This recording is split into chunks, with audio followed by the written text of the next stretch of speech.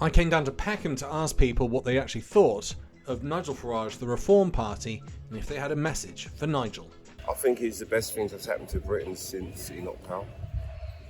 For reasons which they could not comprehend, the indigenous population found themselves made strangers in their own country, their wives unable to obtain hospital beds in childbirth, their children unable to obtain school places, their homes and neighbourhoods changed beyond recognition. I mean, you'd agree with that, would you? In a lot of England, that's true. And you know where that's from, don't you? I don't know. Enoch Powell's Rivers of Blood speech. Is it? So-called Rivers of Blood. Well, Activism politics, which is okay at the beginning, but at some point in the future it becomes dangerous. As an academic, I do think that fundamentally he's very interesting as a creature, and we should learn from him rather than demonize him, because there's no point doing that. We must know our enemy more than we know our friends. Enoch had a point, although it was morally immoral, but he's proved his point, because Britain's a shithole. You know, look, this is how it is. We've got black and white people here. We have different cultures, but we've got a lot. You know, I'm 64 years old. I've got white mates, black mates, but we're people. We've got another set of people coming. We don't know who the fuck they are. They don't eat like us, talk like us, walk like us, they don't shit like us. There's something else. Interesting man. Not pleasant.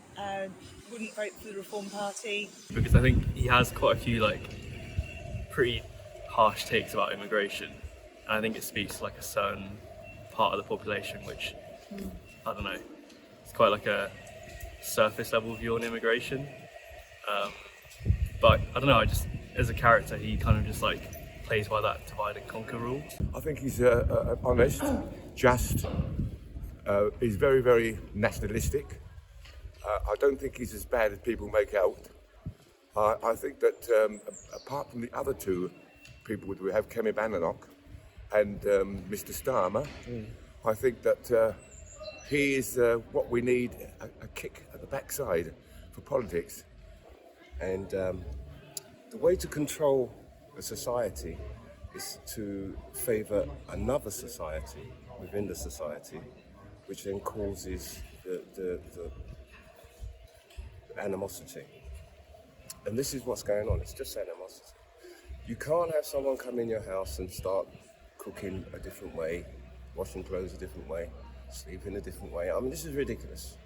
You know, I can't come to your house. Imagine me coming to your house and I want to cook curry goat and rice and fucking rice and peas and chicken. You're going, well, what's going on? Where's the bacon and eggs and the shepherd's pie? I'm really working hard here, you know. I don't agree with actually stopping immigration. It's destroyed some of our businesses. Hospitality can't work because we relied on so many people coming into this country. It's changed our ability to go and live and work in different countries really easily, and so all the things that they actually stand for, and just trying to keep this country very, very British. But actually, if you did a DNA test on most of the people in this country, you'd find their heritage wasn't British anyway. So I'd love to know Nigel Farage's DNA. He's German. There you go. His family came over by boat. Yeah, they were Huguenot refugees. And I don't believe it's 100% German either, so I would imagine there's an awful lot more in there. There's actually there's a history behind that. There's a group in the Middle East called the Kermans, and there's a theory that they came over to Europe and then moved over into England. So there's actually a direct link. There's an area in the Middle East called Kerman. So there's a huge heritage. It's hilarious. I mean, the whole of Britain was an ice sheet for Absolutely. I'm 7% English, the rest of me is all European, North African, even 1% Nigerian.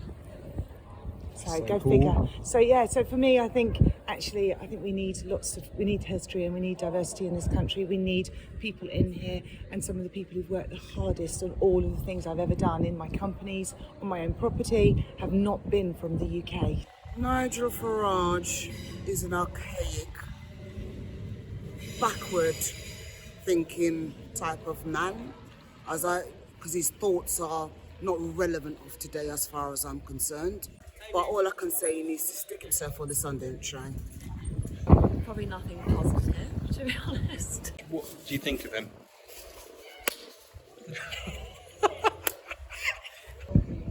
You're kind of like detached from actually speaking to immigrants. And like when you speak to most people, like they are just here to like do a good job and like support their families. But I think it's like quite easy just to have like, just think of it, immigrants as like this other thing. But the point I'm making anyway, look,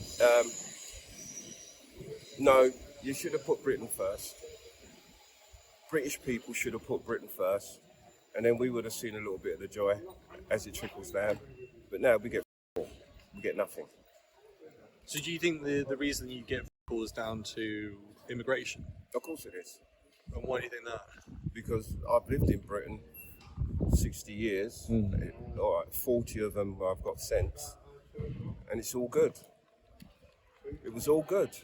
There's nothing you can tell me about it weren't all good. We could sit here and talk about clubbing, we could talk about buying a house, the whole, raising kids, having a car, 1970s, you could do that with a job. That's the given. It's not anymore. I mean, most of the young people we talk to ain't got no sense. They're stupid. They're literally stupid because we taught them to be stupid. They taught us not to have any sense, and then they've taught them to have less sense than we have. The only reason you're doing this podcast is because you know that if you've got something to talk about which is real, which really it's an emotional thing, because you're talking about your children don't have a future because they're not educated to have a future. So how does that link it? How is it Nigel not? Farage is the best thing to happen to Britain. The sooner you get rid of the Labour Party, which is a farce since Tony Blair, that ended. Tony Blair ended the Labour Party. And Nigel Farage is speaking for Britain. He's speaking for you.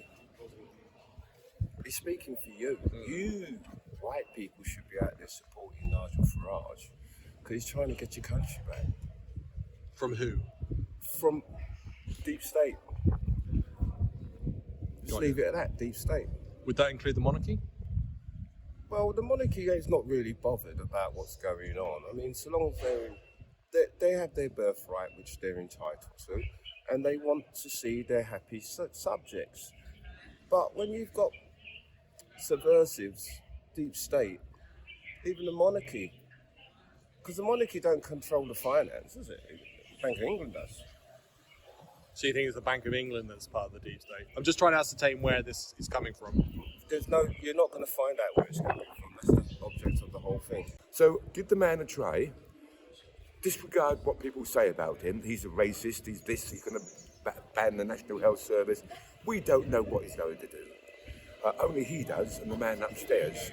But at least I think he'll be honest, and I think he'll give England a great boost. That's my opinion. He said yesterday that he wants a private insurance system for the NHS.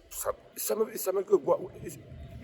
Some aspects of the National Health, it could be better if it's privatised. But I hope he takes into consideration that not many people can afford.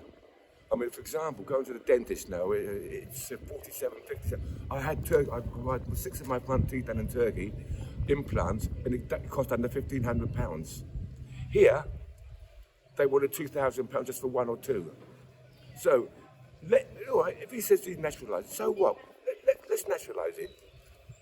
I'm all in favour of nationalisation. I think you mean privatisation. Privatisation, sorry, yes. If you read Mein Kampf, there is a whole section about how Hitler says we have to convince the uneducated 80% to win an election. Right? So it doesn't matter what you say. I could say anything on this earth. Right? As a salesperson, I can say whatever I want, as long as you believe me. It doesn't matter if I can deliver it or not once you part with your money.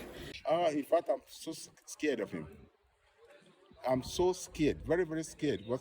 Such a person should not be in charge of this country, especially what he's going to do to we foreigners, because he's a racist.